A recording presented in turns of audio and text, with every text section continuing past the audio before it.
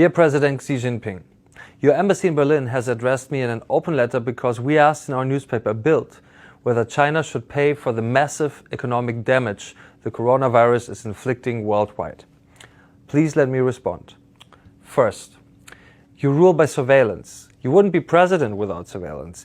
You monitor everything, every citizen, but you refuse to monitor the diseased wet markets in your country. You shut down every newspaper and website that is critical of your rule, but not the stalls where bat soup is sold. You're not only monitoring your people, you're endangering them, and with them, the rest of the world. Second, surveillance is a denial of freedom. And a nation that is not free is not creative. A nation that is not innovative does not invent anything. This is why you have made your country the world champion in intellectual property theft. China enriches itself with the inventions of others instead of inventing on its own. The reason China does not innovate and invent is that you don't let the young people in your country think freely. China's greatest export hit that nobody wanted to have, but which has nevertheless gone around the world, is Corona. Third, you, your government and your scientists had to know long ago that Corona is highly infectious, but you left the world in the dark about it.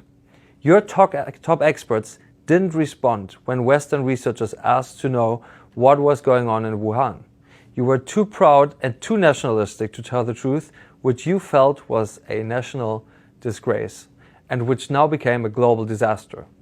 Fourth, the Washington Post reports that your laboratories in Wuhan have been researching coronaviruses in bats, but without maintaining the highest safety standards.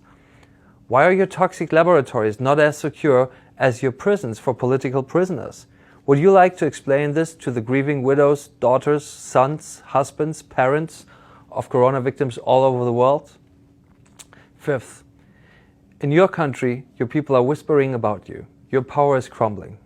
You have created an inscrutable, non-transparent China. Before Corona, China was known as a surveillance state. Now, China is known as a surveillance state that infected the world with a deadly disease. That is your political legacy. Your embassy tells me that I am not living up to the traditional friendship of our people. I suppose you consider it a great friendship when you now generously send masks around the world. This isn't friendship. I would call it imperialism hidden behind a smile, a Trojan horse. You plan to strengthen China through the plague that you exported. You will not succeed. Corona will be your political end sooner or later. Yours sincerely, Julian Reichelt.